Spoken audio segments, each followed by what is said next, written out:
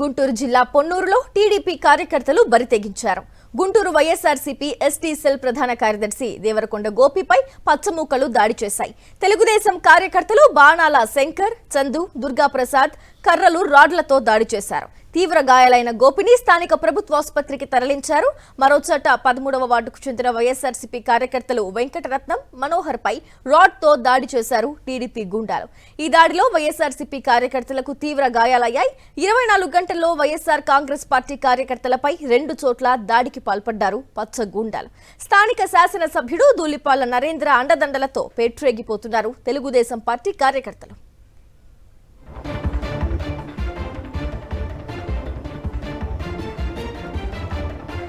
అంశానికి సంబంధించి పూర్తి డీటెయిల్స్ అందించేందుకు మా కరెస్పాండెంట్ అశోక్ ఫోన్ లైన్ ద్వారా జాయిన్ అవుతున్నారు.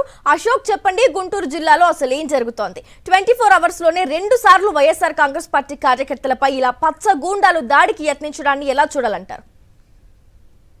చాలా దారుణమైన పరిస్థితి నెలకొంది. గుంటూరు జిల్లా వైఎస్ఆర్ కాంగ్రెస్ పార్టీ ఎస్సీసీఎల్ ప్రధాన కార్యదర్శి గోపిపై రాత్రి 2 తెలుగుదేశం గూండాలు దాడి చేశారు. శంకరు, చందు, దుర్గాప్రసాద్ వీళ్ళు ముగ్గురు గోపి వస్తుండగా ఒక్కసారిగా అతని పైన రాడ్లు, కర్రలతో దాడి చేశారు. గోపికి తీవ్రమైన గాయాలైనాయి. అతని వెంటనే హాస్పిటల్ తరలించారు. పరిస్థితి విషమంగా ఉండటంతో గుంటూరు ప్రభుత్వ ఆసుపత్రికి తరలించారు. ఇదే నేపథ్యంలో కొద్దిసేపటి క్రితం ఎవరైతే ఈ ముగ్గురే తెలుగుదేశం రాత్రి ఎవరైతే గోపి పైన దాడి చేశారో శంకరు, చందు, దుర్గాప్రసాద్ ఈ ముగ్గురే మరొక ముగ్గురు వైఎస్ఆర్ కాంగ్రెస్ పార్టీ కార్యకర్తల పైన దాడి చేశారు. 13వ వార్డుకు చెందిన వైఎస్ఆర్ కాంగ్రెస్ పార్టీ కార్యకర్తలు మనోహర్, వెంకటరత్నం, జేమ్స్ పైన కర్రల్లో, రాడ్లతో దాడి చేయడం జరిగింది. దీంతో ఈ ముగ్గురికి తీవ్ర గాయాలని వాళ్ళ ముగ్గురిని హాస్పిటల్ తరలించారు. బలమైన గాయాలు కావడంతో గుంటూరు రిఫర్ చేయాలని భావిస్తూ ఉన్నారు.